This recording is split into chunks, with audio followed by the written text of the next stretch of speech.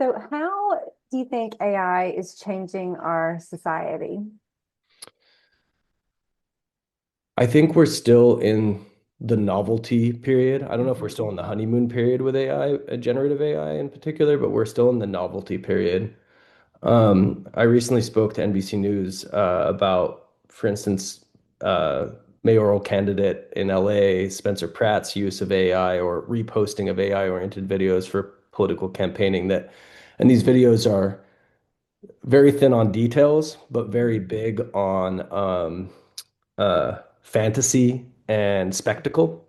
What they show is Pratt as a superhero fighting evil villains, Karen Bass, the current mayor of LA, being one of the main villains in them. Um, I think the AI in our society right now is oftentimes, particularly in the media, leveraged as a distraction. It's leveraged as a means of um, in allowing for spectacle in politics over substance in policy. And that's worrisome for me because it means that there's this goal that politicians seem to have, and they've certainly learned from people like Donald Trump and Narendra Modi and Erdogan in Hungary and folks that if you speak in the language of memes online, if you speak in the language of vibes rather than the language of policy, you actually can win a lot of people to your side. And AI is an incredibly useful tool to do that. AI allows anyone to create their own memes. One of the things I talk about in my book, Manufacturing Consensus, is this idea that propaganda in today's world, unlike in the 1980s when Herman and Chomsky were writing Manufacturing Consent, propaganda today has been democratized. AI allows society to create its own propaganda. Anyone can do it. And so it's a massive interrupting force. It creates distractions. It does create slop. Meanwhile, however, also there's like a ton of innovation going on with AI. There's a lot of ways in which AI is helping us to solve problems in domains I mentioned, medicine and healthcare, that we didn't think would be solvable for years to come.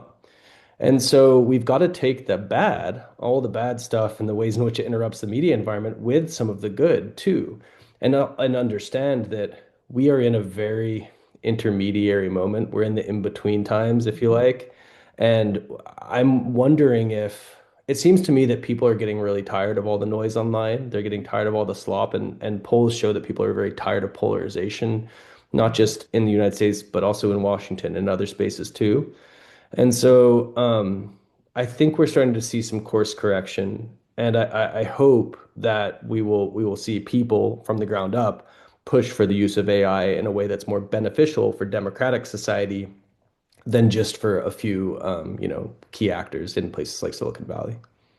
Yeah, it's definitely impacting all of us. Like you, I'm hopeful Yeah. that folks will kind of recognize it and do what they can to kind of course correct, even if it is just in their own life, in their Yeah, own little sure. bubble, you know. Yeah, of course. And I think you put your finger on it, right? Which is that there's no one in the world really, even people that don't use the internet that have not been affected at this point by AI, by generative AI. And so we didn't necessarily create the problem. The problem was created by technologists who, wanted to innovate for particular Mhm. reasons, especially, number one of which is to become incredibly wealthy. Mhm. But we've got to help to fix the problem, and that's oftentimes the way.